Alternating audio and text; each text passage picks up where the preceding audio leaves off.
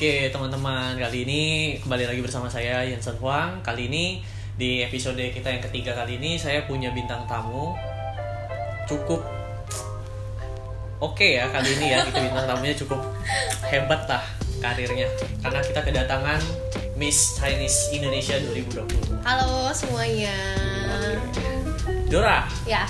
Panggilan akrabnya ya? Iya benar. Panggilan lengkapnya apa? Aldora Helsa Gowin. Gowin. Kepanjangannya. Keren juga ya namanya. Gowin. Oke.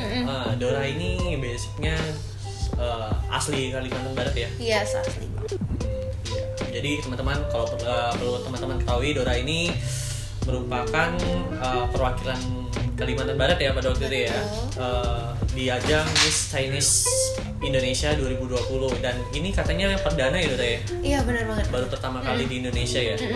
Kalau teman-teman kalau di Kalimantan Barat kan udah sering ya dengar namanya, yang pertama Keke Meme, Aku Amoy. Kali ini ada yang lebih, ini versinya lebih hype sih menurut aku ya kayaknya ya. Karena dia hampir setara dengan ajang nasional ya. Ajang internasional ya.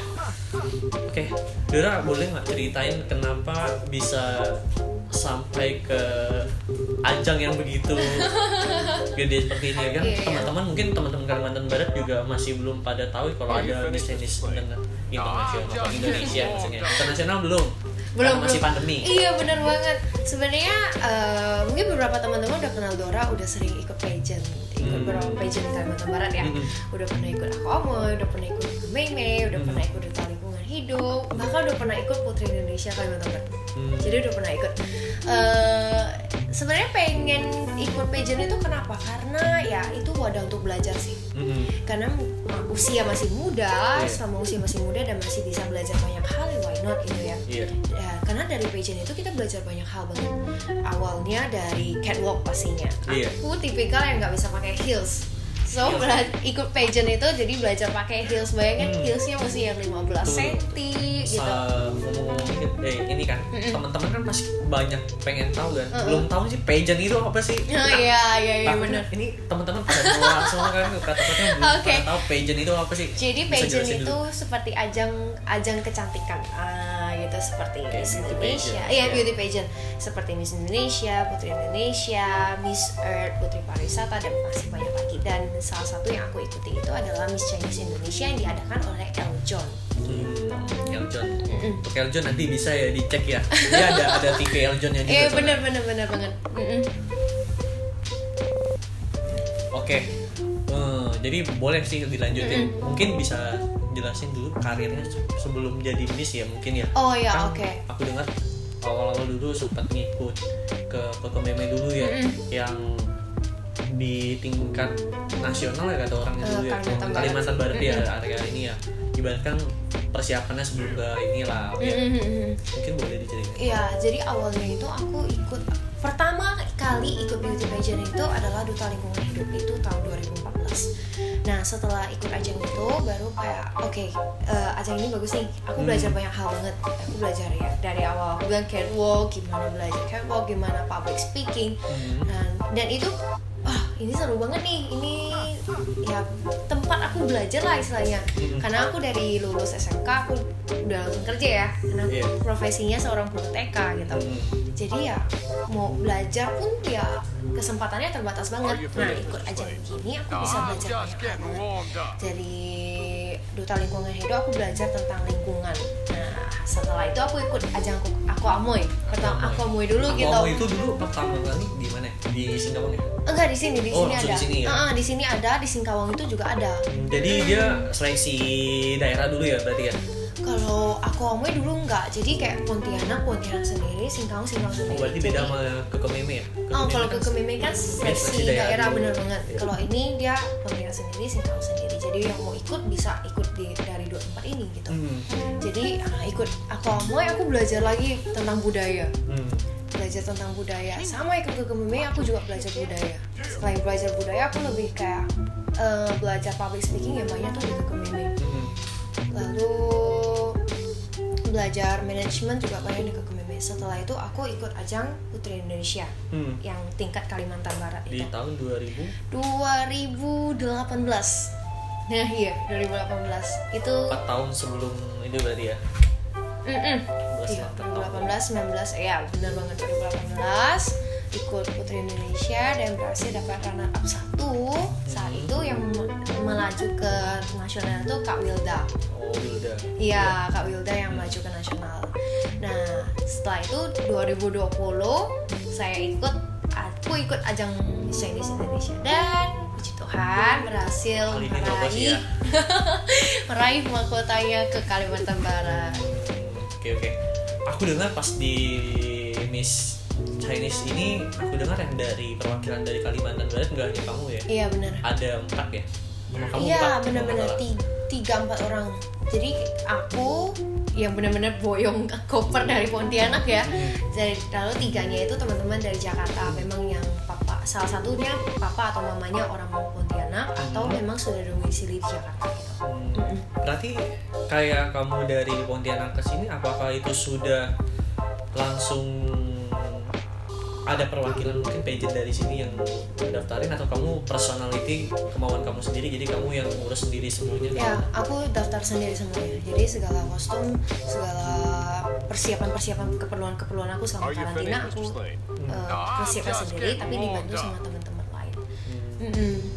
Itu kalau berarti itu kamu semua dari tiket pesawat itu semua sendiri ya berarti? Yes. Dari awalnya? Benar banget. Seorang perjuangan Dora ini lumayan keren ya. Tapi hasilnya ya? Iya. Hasilnya ya ampun, itu nggak nyangka banget tau. Nggak nyangka banget teman-teman. Jadi karena kita sering ikut pageant ya, jadi kita bisa lihat yang mana berpotensi untuk jadi pemenang gitu, kita bisa lihat gitu.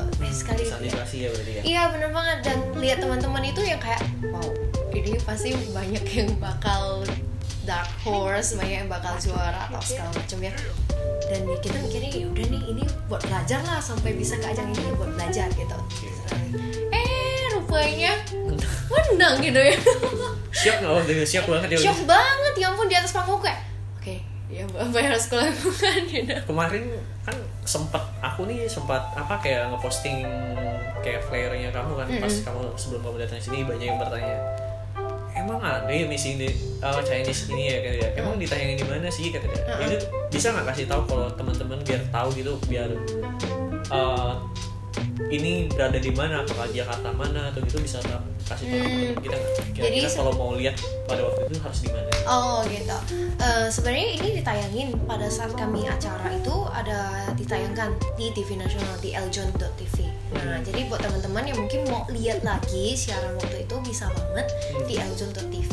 Nah teman-teman boleh lihat. Jadi sebenarnya acaranya ya memang ini perdana sih di Indonesia. Jadi kayak belum terlalu terdengar gaungnya seperti Miss Indonesia dan Putri Indonesia kan udah bertahun-tahun ya. Iya. Tapi ya walaupun baru ya, kami yang tugasnya yang memperkenalkan gitu. Buat bibit-bibit selanjutnya. Iya, benar banget. Oke. Kan ini kan pageant ini kan pasti harus memiliki banyak persaingan ya pada waktu itu ya. Saingan terberat kamu siapa pada waktu itu? Waduh, saingan terberat kita karena itu dari Jakarta, Medan, Surabaya, Semarang, dan Jambi, dan itu mereka rata-rata yang udah S2.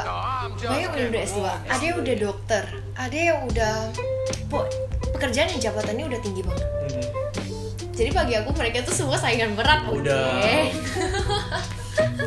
public speakingnya udah di atas rata-rata. Iya, karena udah mereka S2 gitu kan, cara tata tutur katanya udah bagus kan. Bener banget. Apalagi kalau kita yang lagi S1 ini kan lagi masa-masa nyusun kata lah, ini yang masih direvisi. Iya banget, ya ampun, kita yang kayak, makanya aku awalnya bilang kan, udah ini ajang buat aku belajar lah, kalau nggak menang ya udahlah gitu. Tapi ya ternyata itu bisa menang gitu. Berarti orang Kalimantan Barat punya ini lah ya, punya potensi lah ya. Bener banget. Iya sih, sebenarnya aku juga sempat ngikutin sih, karena waktu itu aku sempat lihat postingan Instagram temanku juga sih, dan ada dukungan buat kamu kan. Makanya waktu itu penasaran kok ada ini nih, kok ada pageant ini kan.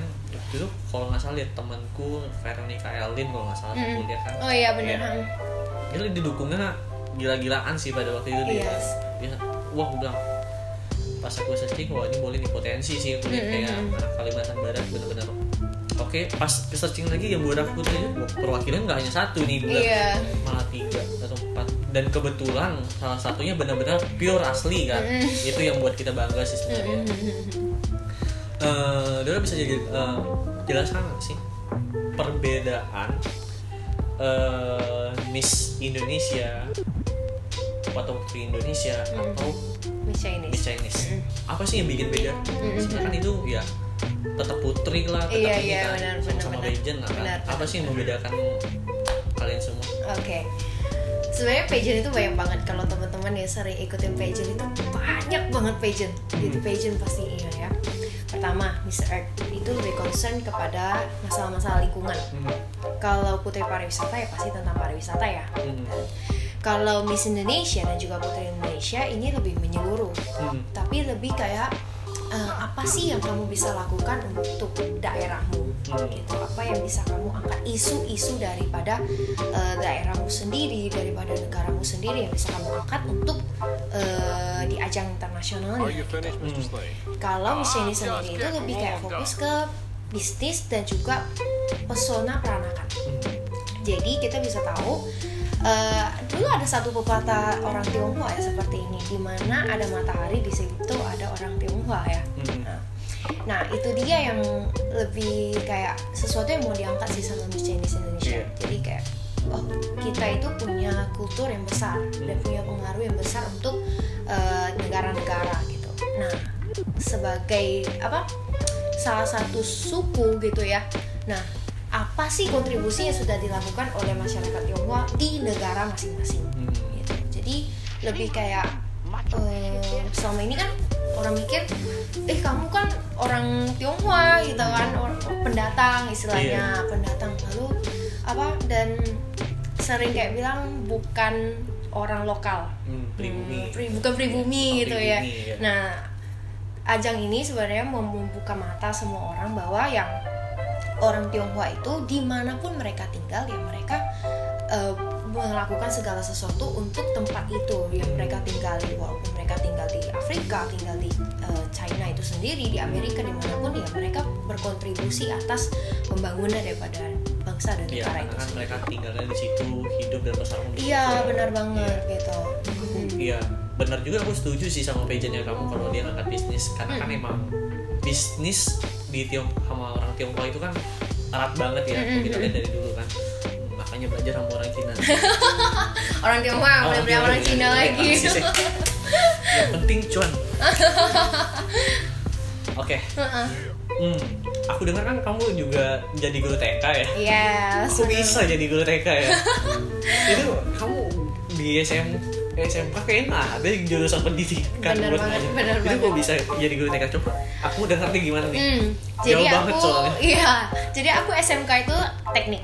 Iya. Teknik. Jadi gak ada belajar sama sekali tentang pendidikan. Tapi aku memang karena kebetulan aku di sekolah di gereja cukup aktif jadi guru sekolah minggu, dan aku memang seneng banget ngajar gitu. Jadi setelah lulus SMK aku ditawarin jadi guru TK dan oke, aku coba gitu ya. Dan ternyata ribet tapi seru gitu ya. Jadi guru TK itu susah-susah gampang. Ya benar banget, pekerjaan susah-susah gampang. Kamu bilang gampang ya susah juga ya ngurus anak-anak, apalagi bukan anak kita gitu ya. Dan aku masih yang gadis belum nikah, ngurus anak orang lagi kan. Jadi gitu ya? Jadi kayak aku tahun pertama pas ngajar jadi guru TK aku ditanyain gini, oh Miss udah nikah ya Miss ya? Mukaku udah beda ya. Kamu yang di ABC ya? Di Gajah Mada punya. Gajah Mada? Ya sebelah GKKB. Oh iya. Nah iya. Udah nikah ya? Belum ya? Oh belum, lagi mau persiapan nikah ya? Belum juga Ceh. Oh anak zaman sekarang. Iya, jadi dia kayak udah mikirnya acing-acingnya dia nggak tahu aku masih umur 17 waktu itu. Jadi dia tanyain kan, oh belum, berarti mau nikah lah bentar lagi lah ya. Belum Ceh. Emang umur berapa sekarang? 17. Hah 17 jadi guru TK. Tapi udah banyak kayaknya ya sekarang ya. Iya, sekarang baru mulai banyak. Karena teman-temanku juga lulus 1 tahun kemudian udah ada jadi guru TK juga, kan udah pada ngajar kan. Iya. Mungkin pada waktu itu karena baru lulus mungkin ya cuma bisa nyampe di tahap PG atau TK gitu ya. Iya, sebenarnya. Karena kan untuk di SD kan udah harus minimal S1 ya pada waktu itu ya. Dan sebenarnya TK pun minimalnya juga S1, mesti PG PAUD lagi pendidikan kayak gitu. Cuman ya bersyukur waktu itu aku dikasih kesempatan sampai aku lulus D3 waktu itu aku masih bisa sempat ngajar. D3 ya? Iya. D3-nya ambil jurusan sastra Inggris juga. Di STBA Pontianak. STBA Pontianak. Okay. Nah setelah D3 selesai aku lanjut S1. Nah aku awalnya itu guru bahasa Indonesia, di ngajar anak-anak bahasa Indonesia, baca tulis itu segala macam. Nah setelah aku udah selesai D3 baru aku ngajar bahasa Inggris sekarang. Ya aku ada satu pertanyaan sih, ini personal sih. Mungkin teman-teman juga banyak. Biasa kalau kita SMA kan kita ada namanya pelajaran bahasa Indonesia, bahasa Inggris. Kenapa selalu bahasa Inggris kita selalu bagus ketimbang bahasa Indonesia? Bisa dijelasin? Aduh aku bingung nih jelasinnya. Kenapa bahasa Inggris? Ngerasain nggak sebelumnya? Pernah. Kenapa? Sering banget kan? Karena aku doyannya bahasa asing gitu ya. Aku nggak doyan matematika. Aku nggak doyan hitung. Jadi aku masuk teknik itu sebenarnya kayak berjuang sekali untuk masuk teknik. Jadi kayak, tapi aku suka bahasa dan aku senang belajar bahasa Indonesia, bahasa Inggris ya, bahasa apapun gitu. Masih belajar bahasa Mandarin ya. Dan aku memang mendapati itu gitu. Karena belajar bahasa Inggris itu suatu hal yang baru. Jadi kita lebih excited, lebih semangat tuh belajarnya ketimbang bahasa Indonesia yang kayak sehari-hari. Ya udahlah, ya udah. Ternyata pas UN ya ampun, bahasa Indonesianya dia dari mana ini ya? Iya, makanya pengalamanku kayak gitu. Rata-rata semua anak-anak kayak gitu. Iya. Malah bahasa Indonesia yang anjlok ketimbang bahasa Inggris. Kan aneh gitu ya. Bahasa Inggrisnya kita yang digejot terus sama sekolah kan. Padahal yang kita sehari-hari kita belajar bahasa Indonesia menurut kita tuh gampang, bahasa sehari-hari justru malah anjlok kan. Itu kan juga bingung. Itu masih jadi misteri sih sebenarnya. Dia anak-anak, bahkan anak-anak kuliahan juga gitu kan. Bahkan pada waktu aku kuliah juga masih sempat ada dapat pelajaran bahasa Indonesia. Iya, sebenarnya. Dari sampai kuliah juga aku juga semester 1, semester 2 masih belajar bahasa Indonesia. Nah, sebenarnya itu kunci buat kita di akhir nantinya. Karena di skripsi itu kan tata kelola bahasa. Iya, benar. Kalau bahasa Indonesia tatanya lebih detail daripada bahasa Inggris. Cuman bahasa Inggris kan dia mesti tenses ya. Iya, ada tensesnya. Ada grammarnya. Iya, itu yang lebih difokuskan. Nah, sekarang bahasa Indonesia ini itu yang melatih untuk kita bedanya percakapan sehari-hari dan juga tertulis. Tadi sekarang Dora ini punya speak language-nya ada 3 ya berarti ya? Indonesia, Inggris, dan Mandarin. Enggak juga sih. Ya, Mandarinnya benar-benar masih basic banget. Basic ya? Belajar ya. Dan ya Inggris sama bahasa Indonesia tapi. Itu ada kewajiban nggak sih sebelum, kan ini kan pageant khusus ya untuk ke arah Chinese ya? Apakah ada dituntut buat bisa speech Mandarin atau gimana sih? Sebenarnya tuntut juga enggak sih, tapi ya setidaknya mengerti. Ditanya biar nggak bego-bego. Gitu, benar banget. Oke. Jadi kan untuk dasar-dasar pageant yang di Miss Indonesia kan kita udah tahu tadi kan. Itu kan ke bisnis dan persona peranakan ya. Ini kan pada pengen tahu juga sih kenapa persona peranakan. Ada apa dengan persona peranakan? Kayak yang tadi aku jelasin. Iya. Karena dia mau memperkenalkan karena kita bener banget. Bukan karena kita pribumi ya. Ternyata kalau ditarik dari sejarah-sejarahnya sampai dari sekarang sampai ke kemerdekaan, sebelum kemerdekaan pun ternyata masyarakat Tionghoa di Indonesia itu banyak banget kontribusinya untuk kemerdekaan bangsa kita gitu. Jadi kayak kemarin kan dapat materi juga dari Pak Hasan Karman, selaku salah satu juri kita mantan wali kota Singkawang. Iya benar banget. Jadi Pak Hasan Karman yang kasih tahu. Jadi kamu jangan melihat kalau Tionghoa itu hanya bangun bisnis-bisnis saja. Ternyata ditarik sejarahnya sampai waktu kemerdekaan itu banyak banget kontribusi yang dilakukan. Dari pembangunannya khususnya di di Kalimantan Barat ini lumayan cukup berpengaruh ya peran kita ya. Iya, benar banget. Kayak kita ini kan termasuk peranakan ini ya. Kan kalau kita bisa dibilang kalau kita ini generasi yang ketiga ya, yang sudah bercampur ya. Kalau yang pure kan masih generasi pertama dan kedua yang kuliah ya dari sejarahnya ya. Dan salah satu bukti nyatanya itu ada di Singkawang ya. Iya. Pas kebetulan mantan wali kota Rio jadi ini ya. Jadi Pak Hasan Kamal yang kasih tahu kita banyak hal, dan yang kita bersyukur ya Kalimantan Barat memang jadi kayak ya khususnya Singkawang lebih kayak akulturasi yang pas banget. Jadi kayak banyak banget budaya yang Tionghoa, maksudnya dari negara China itu nggak ada, tapi di kita itu ada, karena itu udah akulturasi sih teman-teman. Jadi kayak ya kita patut berbangga sih jadi warga Kalimantan Barat, karena kita punya banyak banget kekayaan khususnya di kekayaan budaya peranakan gitu. Setelah Medan ya kalau nggak salah gitu. Iya.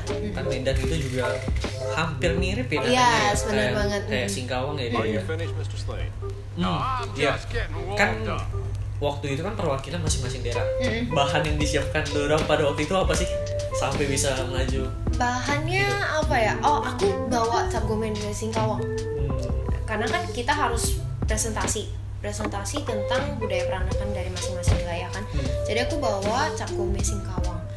Nah, aku bawa cap gome Singkawang kenapa dirayakan, kenapa harus diadakan di Singkawang, dan kenapa pokoknya ya isu-isu tentang cap gome Singkawang itu sendiri. Banyak juga teman-teman lain yang bawa cap gome, dan banyak yang bawa lebih kayak ke makanan. Chinese foodnya. Yes, Chinese foodnya. Nah, kan di situ pada waktu itu perwakilan dari Kalimantan Barat kan ada 4 orang. Mereka sempat tahu nggak kalau kamu benar-benar pure dari Pontianak? Jadi Tahu. kan, kalau menurut aku ya, secara logika kan pasti yang lebih tahu banyak kan kamu. Ketika mereka sempat ada perbedaan yang lain nggak dari yang mereka sebutkan tentang Kalimantan Barat atau Pontianak itu sendiri? Karena kita bawa materinya itu bebas ya. Iya. Bebas kan. Dan jadi yang pertama kalau nggak salah yang pasti yang sudah bikin mereka bingung itu cara pembawaan bahasa. yes. Karena Kita kan sedikit Malaysia gitu kan. Melayu banget, bener. Jadi kayak mereka tanya, kan pas malam bakat aku tampil bakat itu dendang Melayu. Aku bawa dendang Melayu lagi. Tahu kayak ini kok dari Malaysia ya nada-nadanya gitu. Kayak Upin Ipin katanya.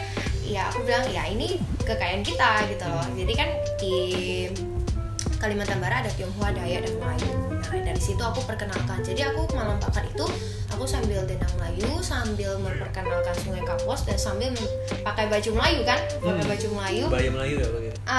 Baju kurung, pakai baju kurung. Pakai baju kurung, dan aku kasih tahu. Jadi ini adalah salah satu khasnya dari Pontianak. Karena bahasanya bahasa Melayu. Sungai Kapuas, mungkin mereka banyak yang belum tahu ya. Yes, mereka nggak tahu Sungai Kapuas itu sungai terpanjang di Indonesia. Wah. Jadi masih mikir apa?